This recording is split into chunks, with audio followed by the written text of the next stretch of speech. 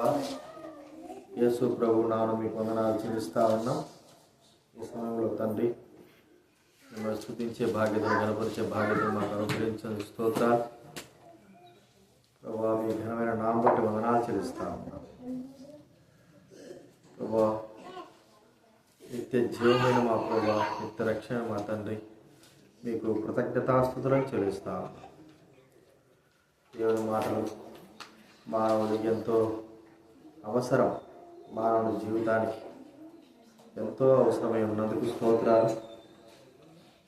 మీ యొక్క ఘనమైన నామం బట్టి వందనాలు ప్రభా. సెమీ క్రిస్మస్ సందర్భంగా మీ యొక్క పుట్టుక వేడుకలు సందర్భంగా ఏర్పాటు చేయబడినటువంటి ఈ యొక్క మీటింగ్ బట్టి స్తోత్రాలు. విన్నవారు వచ్చిన వారు జ్ఞాపకం దీవించి ఆశీర్వదించండి, సహాయించండి. కృతజ్ఞతాపూర్వకంగా స్తుతులు చెల్లిస్తూ యేసు నామమున ప్రార్థించి వెళుచున్నాం తండ్రి. ఈ లోకానికి రావలసినటువంటి అవసరత ఏమిటి,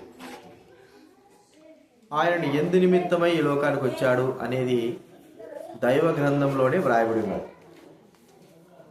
కాబట్టి మరి యేసుక్రీస్తు వారు ఎందుకు వచ్చాడు ఆయనే చెప్పాడు. దైవ గ్రంథంలో ఒక మాట వాక్యం రాయబడి ఉన్నది. లూకా సువార్త 19వ అధ్యాయం. లూకా రాసిన సువార్త 19వ అధ్యాయము 10వ వచనము దైవ గ్రంథం ఇలాగ సెలవిస్తూ ఉంది. లూకా రాసిన సువార్త 19వ అధ్యాయం 10వ వచనంలో ఏముందంటే, నశించిన దానిని వెదకి రక్షించుటకు మనుష్య కుమారుడు వచ్చని అతనితో చెప్పాడు. నశించిన దానిని, మనము నశించిపోతూ ఉంటున్నాం. దీంట్లో ఏం కనబడుతుందంటే ప్రేమ. దీనికి ఏం కనబడుతుందంటే ప్రేమ. ఒక వ్యక్తి నశించిపోతున్నాడు, ఎవరైనా తాగుబోతున్నారు అనుకోండి, జూతగాళ్ళు ఉన్నారనుకోండి, మోసగాళ్ళు ఉన్నారనుకోండి, వారు నశించిపోతూ ఉంటే సాటి వ్యక్తులుగా మనం ఏం చెప్తామంటే, అరే మంచిది కాదు, నీ శరీరానికి నీ కుటుంబానికి నువ్వు చేసే పని మంచిది కాదు అని మనం చెప్తాం. వినడం వినకపోవడం ఆ వ్యక్తి యొక్క ఇష్టం. వింటే బాగుపడతాడు, వినకపోతే తన జీవితానికి తానే నష్టాన్ని కలుగు తీసుకుంటాడు. ప్రియమైన వారులారా, మంచి చెప్పడము అందరి మంచిదే, అందరికీ మంచి. ఎవరు కూడా మంచి చెబుతూ ఉంటే వద్దన్నారు.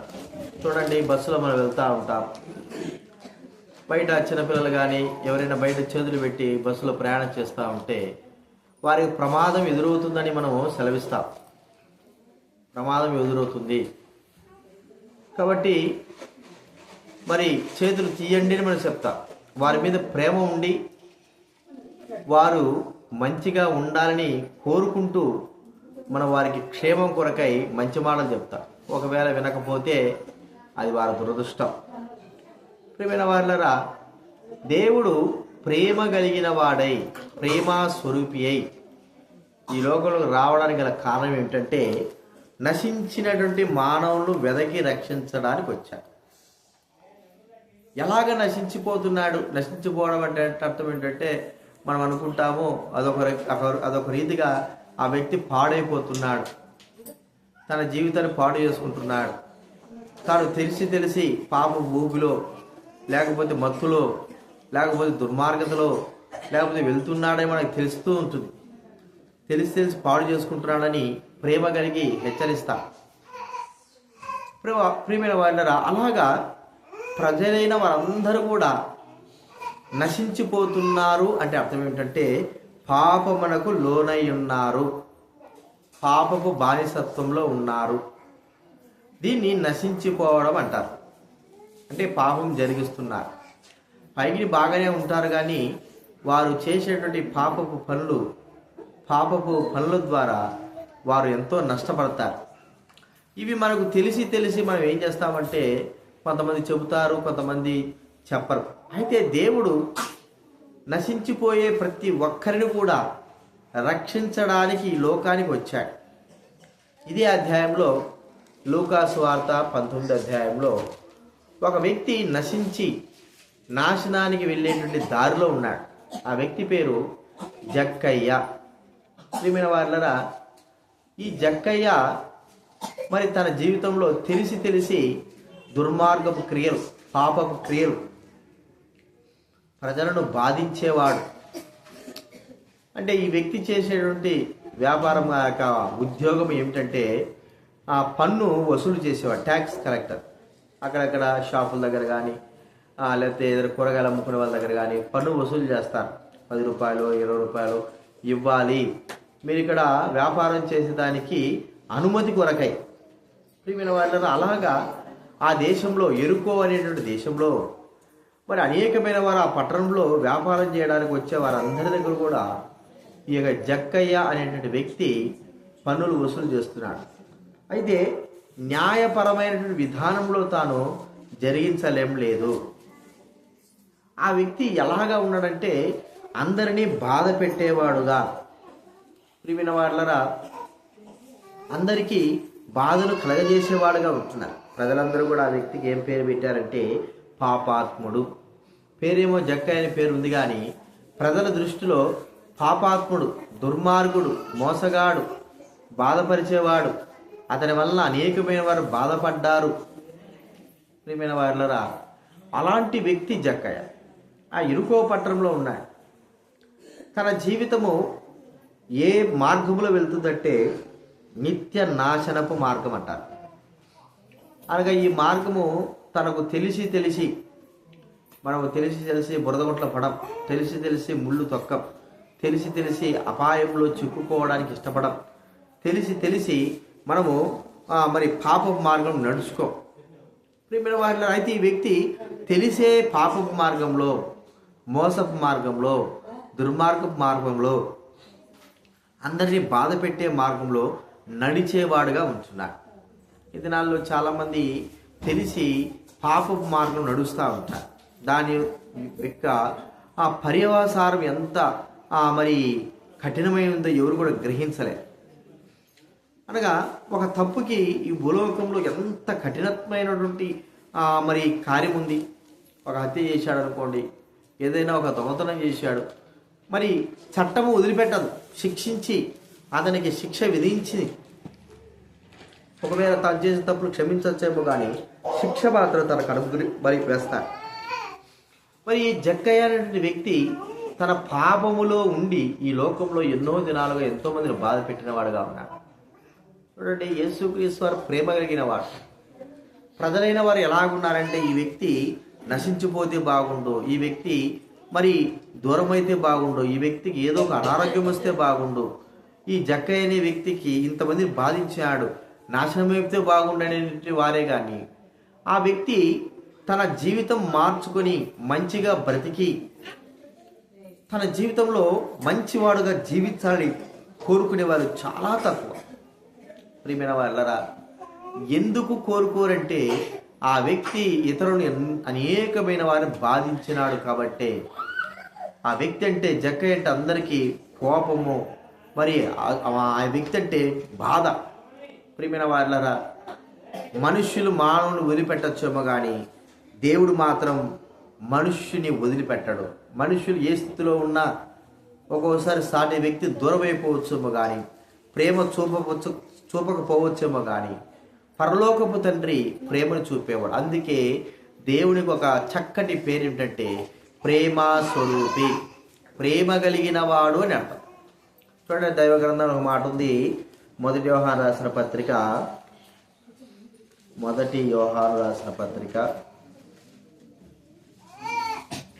4వ అధ్యాయము 8వ వచనం నేను చదువుతా వినండి.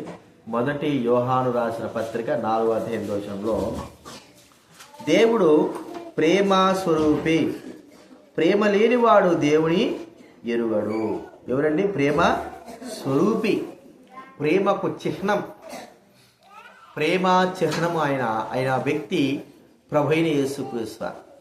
అందుకే దైవ గ్రంథంలో దేవుడు లోకమును ఎంతో ప్రేమించాడు, లోకాన్ని ఎంతో ప్రేమించాడు. లోకంలో ఎలా ఉన్నారో మనకు తెలుసు కదా. పాపాత్ములు ఉన్నారు, మోసగాళ్ళు ఉన్నారు, వ్యభిచారులు ఉన్నారు, దొంగలు ఉన్నారు, నరహంతకులు ఉన్నారు, మాట వినని వారు ఉన్నారు, మూర్ఖులు ఉన్నారు. చెప్పలేనంతగా మనుషులు వారి వారి జీవితంలో దుర్మార్గపు జీవితంలో గడుపుతున్న వారందరూ కూడా ప్రేమించగలిగినటువంటి ఏకైక ప్రేమ కలిగిన వ్యక్తి ఎవరంటే ప్రభువైన యేసుక్రీస్తు వారు. తండ్రి అయిన దేవుడు చెప్పాడు ఒక మాట అంటే, మరి శాశ్వత కాలము నేను నిన్ను ప్రేమించుతున్నా. చూడండి, ఇర్మియా గ్రంథం 31వ అధ్యాయము 3వ వచనం చదువుతామండి. ఇర్మియా గ్రంథం 31వ అధ్యాయం 3వ వచనం చదువుతామండి. చాలా కాలం క్రిందట యెహోవా నాకు ప్రత్యక్షమై ఇట్లనెను, శాశ్వతమైన ప్రేమతో నిన్ను ప్రేమించుతున్నాను కనుక విడువక నీ ఎడల కృప చూపుచున్నాను. ఎంత చక్కటి మాట అండి. దేవుడు ప్రజలైన వారిని శాశ్వతమైన ప్రేమ, ఈ ప్రేమకు హద్దు ఆపనేది లేదు. మనం కూడా ప్రేమిస్తాం, పిల్లల్ని కానీ పెద్దల్ని కానీ.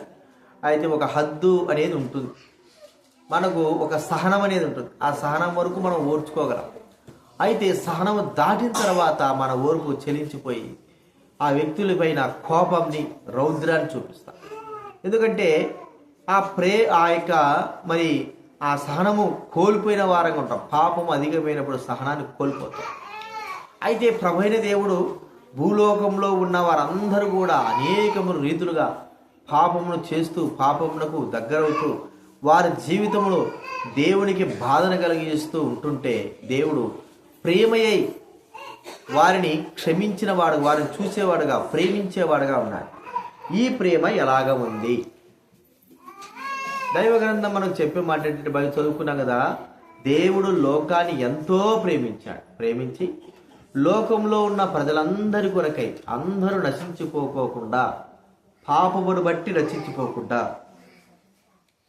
పాప పరిహారము జరిగించి మానవుడు నిత్య జీవపు మార్గంలో నడుచుకునేటువంటి మార్గము ఏర్పాటు చేయడానికి కొరకై మరి ప్రభువైన యేసు క్రీస్తుని ఈ లోకంలోకి రక్షకుడుగా, విమోచకుడుగా, ప్రేమా స్వరూపిగా, ప్రేమ కలిగిన వాడుగా, జీవపు మార్గమును చూపించేవాడుగా ఆయన తండ్రిని దేవుడి లోకంలోకి పంపాడు. చూడండి ప్రియమైన వాళ్ళారా, మనుషులపైన ఎంత ప్రేమ ఉంది. ఏవి పోతే పోనీలే, ఒకరు పోతే కాదులే అనుకోవడం కాదు. ఒక గొర్రెల కాపరి 100 గొర్రెలున్నా ఒక్క గొర్రె కూడా నశించిపోవడం ఎంత మాత్రం ఇష్టం లేదు, ఎంత మాత్రం ఇష్టం లేదు. అలాగే ఇన్ని వేల ప్రజలలో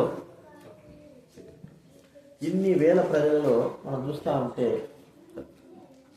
ఇన్ని వేల ప్రజలలో మనం చూస్తే ఎంతోమందిని మరి దేవుడు ప్రేమిస్తూ ఉంటాడు. ఎంత మందిని ప్రేమించినాడంటే చెప్పలేనంత మందిని ప్రేమించాడు. ప్రియమైన వాళ్ళరా, ఈ దినాన మనం గుర్తించుకోవాల్సింది ఏంటంటే, ప్రేమ కలిగిన దేవుడు, ప్రేమ కలిగిన రక్షకుడు, ప్రేమ కలిగిన ప్రభువు మనల్ని ప్రేమించి తన ప్రాణాన్ని మనకు అనుగ్రహించాడు. చూడండి, దైవ గ్రంథంలో యేసుక్రీస్తు వారు ప్రేమ కలిగి ఈ లోకంలో జన్మించినాడు. చూడండి, సంతోషకరమైనటువంటి శుభవర్తమానం. దైవ గ్రంథంలో లూకాసు వార్త 1వ అధ్యాయం, లూకాసు వార్త 2వ అధ్యాయం ఏమిటంటే, లూకాసు వార్త 2వ అధ్యాయం 10వ వచనంలో ఒక చక్కటి మాట మనకు కనబడతా ఉంది. లూకాసు వార్త 2వ అధ్యాయము 10వ వచనం. అయితే ఆ దూత భయపడకుడి, ఇదిగో ప్రజలందరికీ కలగబో మహా సంతోషకరమైన సువర్తమానము నేను మీకు తెలియజేయుచున్నాను. దావీదు పట్టణమందు నేడు రక్షకుడు మీ కొరకై పుట్టి ఉన్నాడు, ఈయన ప్రభువైన క్రీస్తు. చూడండి ప్రియమైన బాలురా, మానవుడు నశించిపోకోకుండా ఈ భూలోకంలో ఏం చేస్తున్నాడంటే, దావీదు పట్టణం అనగా ఈ యొక్క యెరూషలేము అనేటువంటి ప్రదేశము భూమికి నట్టనడుమున్నటువంటి స్థలం. ఆ స్థలంలో ప్రజలందరికీ, సర్వలోక ప్రజలందరికీ మరి పాప క్షమాపణ నిమిత్తమై ప్రజలందరూ కూడా విమోచన కలగడానికి కొరకై ఈ లోకంలోకి ప్రభువైన యేసుక్రీస్తు వారు జన్మించాడు. ఒకసారి ఆలోచిస్తున్నామా? మనల్ని ప్రేమించడానికి పరలోకం నుండి భూలోకానికి దిగి వచ్చి ఉంటున్నాడు. ఎంత ప్రేమనండి! తన వైభవం కానీ, తన గొప్పతనం కానీ, ఆయన దూతల చేత స్తుతింపబడడం కానీ, ఇవన్నీ కూడా వదులుకొని మానవులను రక్షించాలి. మరి దేవుడు దేవుడుగా చెప్పచ్చు, కానీ దేవుడుగా ఆయన స్వరముని వినిపింపజేస్తే ఏ మానవుడు కూడా వినలేడు. దేవుడుగా దిగివస్తే ఆయన ప్రభావమునకు ఏ మానవుడు కూడా నిలవలేడు. మనం చూస్తే దేవుడు మరి కలగజేసినటువంటి ఒక సూర్యుని మనము తదేకంగా చూడలేం. ఒక పిడుగు లేకపోతే ఒక చిన్న పటాకు అనేది గట్టిగా పేలితే దాని స్వరాన్ని మనం వినలేం. ఒక బాంబు పేలితే మనం వినలేం. అలాంటిది దేవుని యొక్క స్వరము, దేవుని యొక్క వెలుగు మనం చూడగలమా, వినగలమా?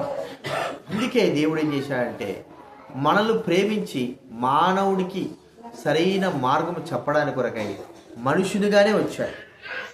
అందుకే యేసుక్రీస్తు వారు కన్యక గర్భాన జన్మించాడు. ప్రియమైన వాళ్ళారా, ఈ జన్మ కూడా ఏమిటంటే ముందు నుంచి మానవుల కొరకై మరి ప్రవచనాత్మకంగా చెప్పబడిన మాట. యేసుక్రీస్తు వారు వస్తాడు, ఆయన ప్రజలందరికీ రక్షణ మార్గం బోధిస్తాడు, ప్రజల నిమిత్తమై తన ప్రాణాన్ని అర్పిస్తాడు, ఆయన చనిపోయి సమాజముడు తిరిగి లేస్తాడు అనేటువంటి సత్యము ముందుగానే ప్రకటింపబడి యేసుక్రీస్తు వారు రాకమునిపే కొన్ని వందల సంవత్సరాలు ప్రకటింపబడి, అయితే యేసుక్రీస్తు వారు వచ్చిన తర్వాత ఆ ప్రవచనం నెరవేరింది.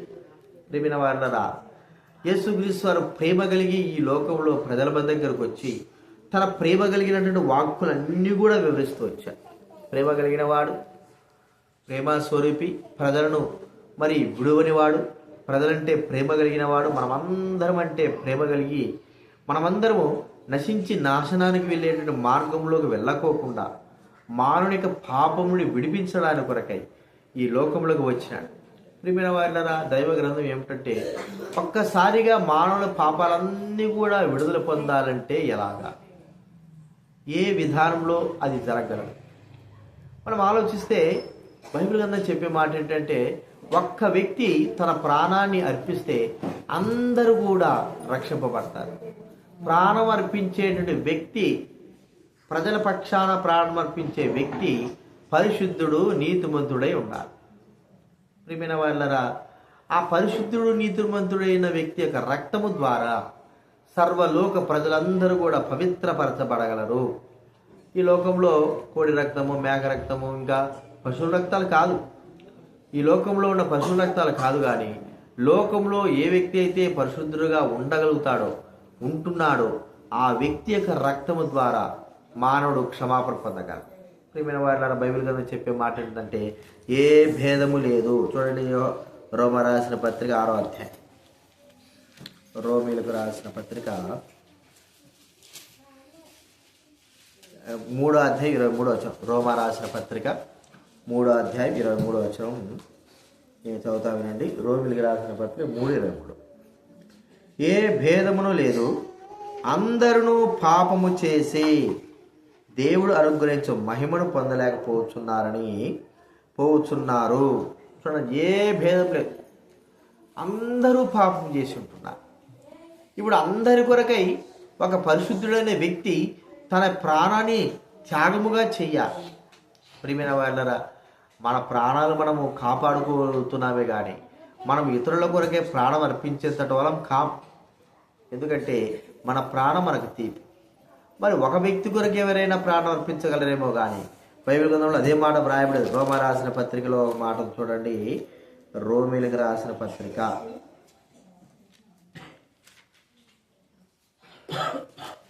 5వ అధ్యాయం 6వ వచనం నేను చదువుతా వినండి. రోమా రాసిన పత్రిక 5వ అధ్యాయం 6వ వచనం. ఏలైనగా మనం ఇంకా బలహీనమై ఉండగా క్రీస్తు యుక్త కాలమున భక్తిహీనుల కొరకు చనిపోయిను, నీతిమంతుని కొరకు సహితము ఒకడు చనిపోవుట అరుదు. మంచివాని కొరకు ఎవడైనా ఒకవేళ తెగింపవచ్చును. నీతిమంతుని కొరకు అయితే మనం ప్రాణం ఇస్తాం, మంచివాడైతే. అది చెడ్డవాడికైతే మన ప్రాణం ఇవ్వడానికి ఇష్టపడతామా? ఎందుకంటే చెడ్డవాడు ఆ వ్యక్తికి మనం ఏం మేలు చేసినా కూడా వ్యర్థమే అని భావిస్తాం. ప్రేమైన వాళ్ళరా, ప్రేమ కలిగిన వాడు, ప్రేమ స్వరూపైన దేవుడు, లోకరక్షకుడైన దేవుడు, ఆయన మనుషులందరినీ ఏకరీతిగా ప్రేమించి ఈ లోకంలోకి మానవ అవతారముతో జన్మించి ఈ లోకంలో తన ప్రేమను రుజువుపరిచాడు. ఎలాగా? ఆయన ప్రేమ రుజువుపరచడం అంటే ఏంటంటే మనుషులను క్షమించడానికే కదా వచ్చింది, మనుషులను రక్షించడానికే కదా వచ్చింది, మనుషుల పాపం తీసివేయడానికే కదా వచ్చింది, మనుషులను మరి విమోచించడానికి వచ్చాడు. ఎలాగ చేస్తున్నాడు ఆ విమోచన, రక్షణ, పాప క్షమాపణ అంటే తన ప్రాణాన్ని బలిగా అర్పణగా ఇవ్వడము ద్వారా. బైబిల్ గ్రంథంలో ప్రభువైన యేసుక్రీస్తు వారి యొక్క ప్రాణం ఆయన ప్రేమించి మనందరి కొరకై మరణించాడు. వాక్యంలో చూడండి, ప్రకటన గ్రంథం 1వ అధ్యాయం. ప్రకటన గ్రంథం 1వ అధ్యాయము 6వ వచనం నేను చదువుతా వినండి. ప్రకటన గ్రంథం 1వ అధ్యాయం 6వ వచనం. మనల్ని ప్రేమించుచు తన రక్తం వలన మన పాపం నుండి మనం విడిపించిన వానికి. మనల్ని ప్రేమిస్తూ తన రక్తం వలన మన పాపం నుండి మనల్ని ఏం చేసి అంటాడు? ఆయన విడిపించినాడు, తన్ను తానే అర్పణగా. ఇంకోటి ఏముందంటే దేవుడు ఆయన మరి తన ప్రాణాన్ని అర్పణగా బలిగా అర్పించుకున్నాడు. మన పాపములను, మన పాపపు శిక్షను, మన పాపపు యొక్క మరి దోషములన్నింటి కూడా తనపైన వేసుకున్నాడు. వాక్యం బైబిల్ గ్రంథం చెప్పబడింది. 1 పేతురు పత్రిక 2వ అధ్యాయం 21వ వచనంలో ఏముందంటే, 1 పేతురు పత్రిక 2వ అధ్యాయం 21వ వచనంలో 24వ వచనం, మనము పాపముల విషయమై చనిపోయి నీతి విషయమై జీవించినట్లు ఆయన తానే తన శరీరమందు మన పాపములను మ్రాణ మీద మోసుకొనెను, ఆయన పొందిన గాయముల చేత మీరు స్వస్థత పొందిరి. మన పాపములన్నింటిని కూడా యేసుక్రీస్తు వారు తన పైన, తన శిలువ పైన, తన భుజాలపైన వేసుకున్నాడు. ప్రేమైన వాడారా, ఎంత ప్రేమ కలిగిన వాడండి, ఎంత దయగలిగిన వాడు. మన పాపములన్నింటిని క్షమించడానికి కొరకై తన ప్రాణాన్ని అర్పించాడు, రక్తమును కార్చాడు. ఈ లోకంలో మానవునికి విలువైంది ప్రాణం. ఆ ప్రాణం ఏమిటంటే రక్తము. అందుకే రక్తమును మనం కొనలేం కదా. బ్లడ్ బ్యాంక్ దగ్గరికి వెళ్తే ఏం చేస్తారంటే, రక్తమును మాకు కావాలండి అంటే మరో రక్తము, ఇంకొక వ్యక్తి యొక్క రక్తం మాకు ఇస్తే మేము ఆ రక్తం ఇస్తాం అంటే మార్పు. మరి మేము కొనుక్కుంటామని అంటే అది కొనడానికి వీల్లేదు. చాలా వరకు ఒక్కొక్కసారి మేము చూసాము, దాన్ని అమ్మరు. అంత విలువైన రక్తంలో చాలా విలువైనట్టు ఉన్నాయి. అంటే A positive, B positive, O B positive, ఇలాగా ఇంకా ఎన్నో. కొంతమందికి మరి 1,00,000 మందిలో ఒకే ఒక పాజిటివ్ కలిగిన రక్తం ఉంటుంది. అది ఎంతో విలువైనది. ప్రియమైన వాళ్ళరా, అంటే రక్తము మరి మానవునికి ప్రాణం కాబట్టి ఆ ప్రాణమైనటువంటి మరి ఆ రక్తమును మానవుల కొరకై మరి ఆయన చిందించి వేసినాడు, అనగా రక్తమును కార్చి వేసినాడు అని అర్థం. ప్రియమైన వాళ్ళరా, ఎందుకు ఇంత ప్రేమ చూపాల మానవుని పట్ల? మానవుడు మంచివాడనా? మానవుడు నీతిమంతుడనా? మానవుడు గొప్పవాడనా? కాదు. మానవుడు పాపముతో ఉన్నాడు. గొప్పవాడైనా, ధనవంతుడైనా, దరిద్రుడైనా, లేకపోతే ఆ దేశస్థుడు ఈ దేశస్థుడైనా, మంచి పలుకుబడి కలిగిన వాడైనా, మానవుడు పాపముతో ఉన్నాడు. కాబట్టి మానవుల్ని ప్రేమించినాడు ప్రభువైన దేవుడు. అందుకే ఈ లోకంలో తన ప్రాణం కంటే మరి మానవుల ప్రాణం కంటే ఏది గొప్ప కాదని తన ప్రాణాన్ని అర్పించినాడు. మన పాపమును భరించడమే కాకోకుండా మన పాపములకు వచ్చేటువంటి శిక్ష ఆయన తన యొక్క శరీరం పైన భరించుకున్నాడు. చూడండి, ప్రభువైన యేసుక్రీస్తు ఎంత ప్రేమ కలిగిన వాడండి. రోమా రాసిన పత్రిక 8వ అధ్యాయం, రోమిలికి రాసిన పత్రిక 8వ అధ్యాయము 1వ వచనం నేను చదువుతా వినండి. 1వ వచనము 3వ వచనం. కాబట్టి ఇప్పుడు క్రీస్తు యేసునందున్న వారికి ఏ శిక్షా విధియు లేదు. 4వ వచనంలో శరీరం నడుచుపక ఆత్మ అనుసరించి నడుచుకుని మన యందు ధర్మశాస్త్ర సంబంధమైన నీతి విధి నెరచబడాలని పాప పరిహారం నిమిత్తము దేవుడు తన సొంత కుమారుని పాప శరీరాకారంతో పంపి ఆయన శరీరమందు పాపమునకు శిక్ష విధించెను. ఏ పాపమునకు శిక్ష? మన పాపమునకు శిక్ష ఆయన తన శరీరమందు భరించాడు. బైబిల్ గ్రంథంలో ఉంది. యెషయా గ్రంథం 50 బైబిల్ గ్రంథం చూస్తే యెషయా గ్రంథంలో చూడండి 53వ అధ్యాయం. యెషయా గ్రంథం 53వ అధ్యాయం 5వ వచనం చదువుతారండి. మన అతిక్రమ క్రియలను బట్టి అతడు గాయపరచబడను, మన సమాధానార్థమైన శిక్ష మన దోషం బట్టి నలుగొట్టబడను, మన సమాధానార్థమైన శిక్ష అతని మీద పడను, అతడు పొందిన దెబ్బల చేత మనకు స్వస్థత కలుగుచున్నది. ఎంత చక్కని మాట అండి. యేసుక్రీస్తు వారి యొక్క దెబ్బలకు మన దెబ్బలు ఆయన మీద పడుకొని చూడండి మన శిక్ష అనుభవించాడు. ఇది ప్రేమ అంటే. ఒక తండ్రికి మాత్రమే ఇలాంటి ప్రేమ ఉంటుంది. పిల్లలు తప్పు చేసి లేకపోతే ఏదైనా మరి ఘోరం పాపం చేసి పోలీస్ స్టేషన్ వెళ్తే తల్లిదండ్రులు ఎవరు వెళ్తారు, వారికి పరిహారంగా తల్లిదండ్రులే వారే కడతారు. మరి ఆ తల్లిదండ్రులే వారు ఆ శిక్షను అనుభవించడానికి ఇష్టపడతారు. లోకంలో ఇంకెవరు కూడా ఇష్టపడరు. ఎందుకంటే తల్లిదండ్రుల యొక్క ప్రేమ అలాంటి. బిడ్డ ఎంత దుర్మార్గంగా ఉన్నా కూడా ఆ వ్యక్తి కొరకై ఎంతో సమర్పణ చేస్తారు. ప్రేమైన వాళ్ళరా, మన జీవితంలో కూడా దేవుడి యొక్క ప్రేమ ఎంత గొప్పదో ఒకసారి గుర్తించాలి. మనము పాపముతో అపరాధములతో మన జీవితాన్ని పాడు చేసుకుంటా ఉన్నాం. దేవుడి ప్రేమ మానవుని వెతుకుతా ఉంది. మానవుడు పాపంలో అత్యధికంగా ముందుకు వెళ్తా ఉంటే దేవుడి ప్రేమ మానవుని వెంట వెళ్తాడు. ఎంతవరకు వెళ్తా ఉంది దేవుడి ప్రేమ అంటే, మానవుడు ఈ లోకంలో తెలుసుకోవలసినంత సమయం అంతా కూడా తన జీవితం అంతా కూడా వెనక వస్తానే ఉంది. ప్రేమైన వల్ల అది దేవుని ప్రేమ. ఇది నాన్న నీవు ఒకసారి గుర్తించుకో. నీవు దేవుడి ప్రేమను కలిగి ఉంటున్నావా? నీవు దేవుని ప్రేమను తెలుసుకున్నావా? నీ కొరకే, కేవలం నీ కొరకే, ప్రజలందరి కొరకై ఆ ప్రభువైన యేసుక్రీస్తు తన ప్రాణాన్ని అర్పించాడు. ఈ భూలోకంలో జన్మించాడు, మన కొరకే జన్మించాడు, మన కొరకే వచ్చాడు, మన కొరకే తన ప్రాణాన్ని అర్పించాడు, మన కొరకే అనేకమైన మంచి మాటలు చెప్పాడు, మన నిమిత్తం అన్ని ఆయన గొప్ప మాటలు చెప్తూ వచ్చాడు, కేవలం మన కొరకే. కాబట్టి ఆ ప్రేమ ఎంత గొప్పది. అందుకే బైబిల్ ఉంది, శాశ్వతమైన ప్రేమతో ప్రేమిస్తున్నాను, జగత్తు పునాది వేయబడక మునిపే మానవుణ్ణి ప్రేమించిన దేవుడు. ఈ ప్రేమను ఒక్కసారి తెలుసుకో, ఈ ప్రేమను ఒక్కసారి గుర్తించుకో. మనల్ని ఎవరైనా ప్రేమిస్తున్నారా? మనం చేసిన తప్పులు కానీ పాపములు కానీ మనకు తెలిస్తే మన కుటుంబస్తులైన వారు మనల్ని అసహించుకుంటారు. మనము రహస్యమైన పాపను దాచిపెట్టి మరి మనము భూలోకంలో మంచి వారంగా చలామణి అవుతాం. కానీ ఆ పాపములు మన కుటుంబస్తులు కానీ తెలిస్తే వారు ఎంతో నీచ స్థితిలోకి మనం చూస్తారు.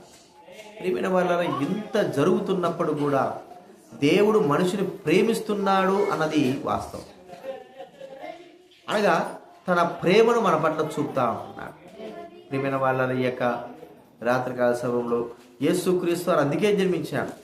తన ప్రేమను ప్రజలకు తెలజెప్పడానికి ఒక మానవాక్యం రాయబడింది, దేవుడు మన ఎడల తన ప్రేమను వెల్లడిపరచుచున్నాడు. చూడండి, రోమ రాసిన పత్రిక 5వ అధ్యాయం 8వ వచనంలో వాక్యంలో రాయబడి, రోమిలికి రాసిన పత్రిక 5వ అధ్యాయం, రోమా రాసిన పత్రిక 5వ అధ్యాయము 8వ వచనం చాలా చక్కటి మాట మనకు రాయబడింది. దేవుడు మన ఎడల తన ప్రేమను వెల్లడిపరుచుతున్నాడు. ఎట్లనగా మనం ఇంకనూ పాపులమై ఉండగానే క్రీస్తు మన కొరకు చనిపోయి. ఎంత గొప్ప మాట అండి ఇది. దేవుడి ప్రేమ వెల్లడిపరుస్తున్నాడు. ఎందుకు వెల్లడిపరుస్తున్నా అంటే ఇంకనూ పాపులమై ఉండగానే, ఇంకనూ పాపులు. చిన్నపిల్లలు తప్పు చేస్తూ ఉంటారు, అయినా వాళ్ళ మీద మనకు కోపము ద్వేషం రాదు. ఎందుకంటే వారు తెలియజేస్తున్నారు కానీ వారి చిన్నపిల్లలను గుర్తించి వారి మీద మనకు ప్రేమ అనేది పుట్టుకొస్తూ ఉంటుంది, మన పిల్లలు కాబట్టి.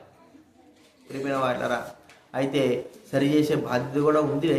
కానీ దేవుడు మానవుని యొక్క పాపం నుంచి విడిపించడానికి కొరకై తన ప్రాణాన్ని అడ్డుగా వేశాడు, తన ప్రాణాన్ని ఇచ్చివేశాడు.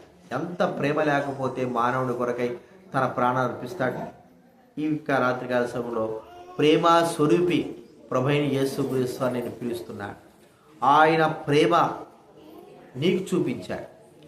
ఇంకనూ మనము ఆ ప్రేమలోని ఆ యొక్క దుర్మార్గంలో ఉంటామా?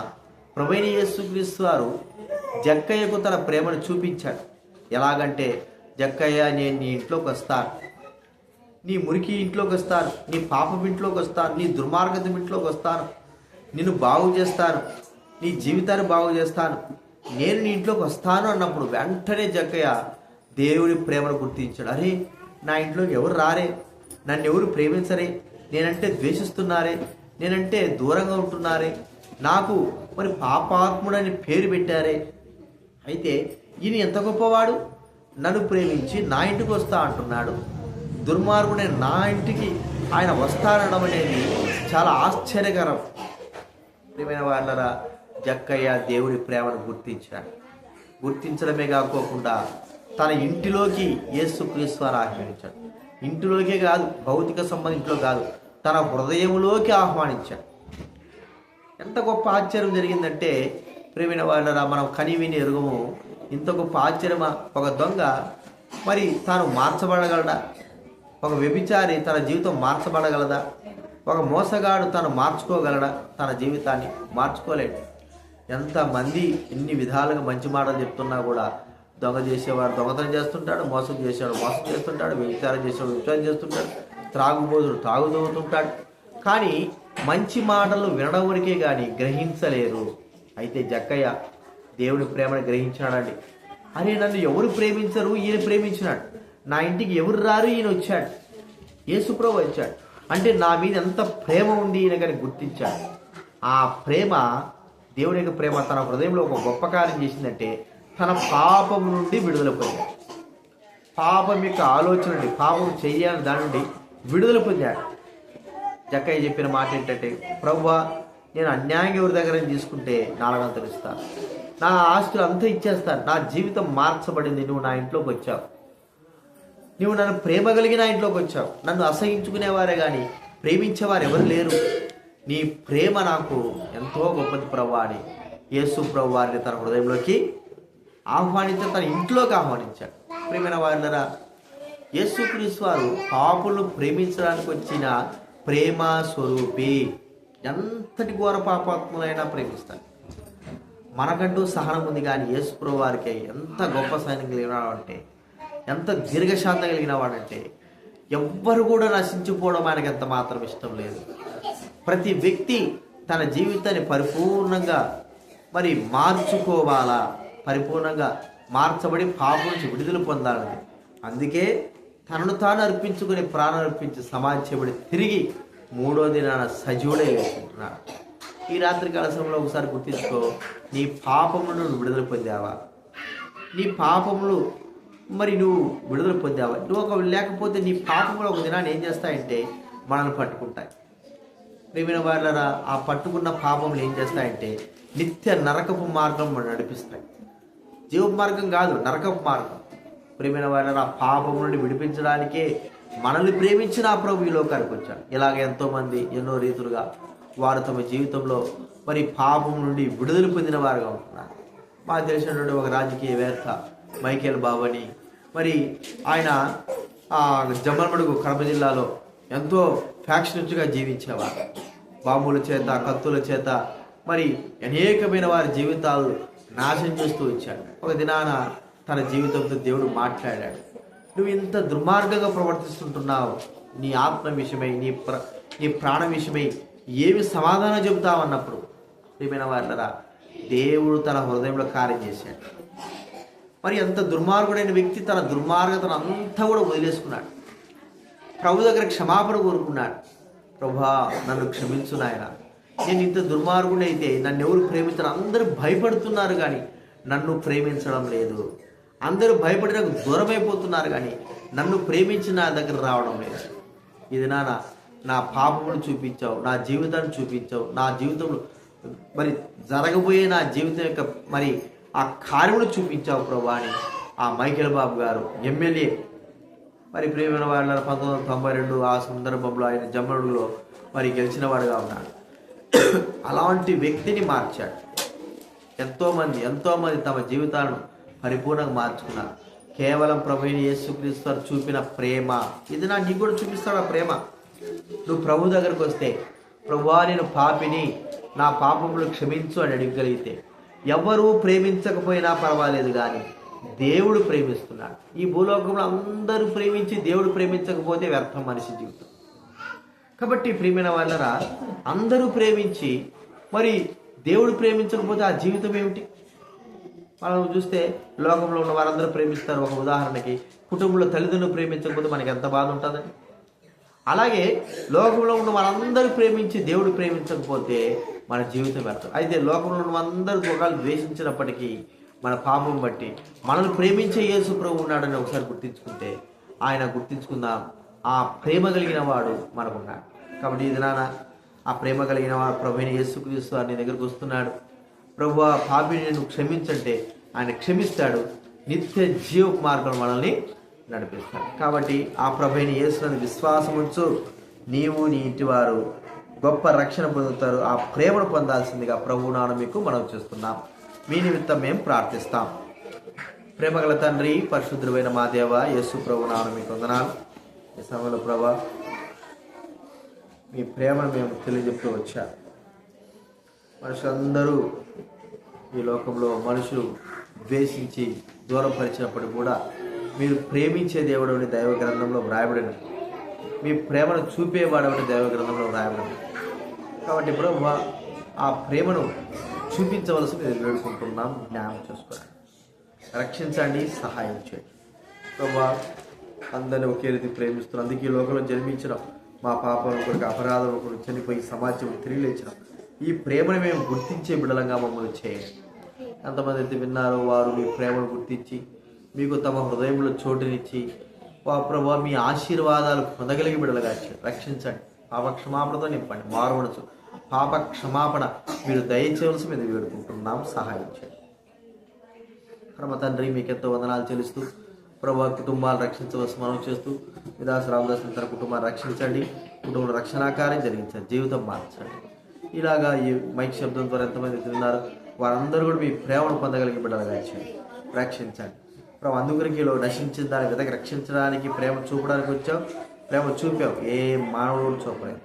కాబట్టి వారు రక్షించవలసి మనం చేస్తూ మహిమ ఘనత ప్రభావాలు ఆరోపిస్తూ ఈ గ్రామస్తులందరూ కూడా దీవించి ఆశీర్వదించండి. గ్రామానికి మేలు ఆశీర్వాదం దయచేయండి. ప్రతి ఒక్కరిని వారి వారి కుటుంబాన్ని మీ దీవులతో నింపవలసి మనం చేస్తున్నాం. సహాయం చేయండి. కృతజ్ఞతాపూర్వకంగా స్తుతులు చెల్లిస్తూ యేసు నామమున ప్రార్థించడి వేడుచున్నాము తండ్రి. తండ్రి అయిన దేవుని ప్రవేశిస్తారు ప్రభు పరిశుద్ధాత్మ సహవాసం చేరవచ్చిన మనకు సకల పరిశుద్ధులకు ఇప్పుడెల్లప్పుడు సదాకాలం తోడైండు గాక. ప్రేమైన వారు మీరు ఇంకా ఎక్కువగా తెలుసుకోవాలంటే ఐటీఐ కాలేజీలో ఫిబ్రవరి ప్రార్థనా మందిరం ఉంది. అక్కడికి మీరు ఎప్పుడు వచ్చారో యేసుక్రీస్తు వారి గురించి విధంగా తెలుపుతాము. ప్రాముఖ్యం ఈ నెల 25వ తేదీ క్రిస్మస్ సందర్భంగా ప్రత్యేకమైన కూడిక ఉదయం పూట 10 గంటలకు ఉంటుంది. అలాగే 31st night watch and service ఉంటుంది. దైవ సేవకులు ఇస్తారు, దేవుని వాక్యం బోధిస్తారు. రండి, దేవుని పొందవలసిందిగా ప్రభువు నామమున మీకు మనం చేస్తున్నాం. అందరికీ ప్రేమ.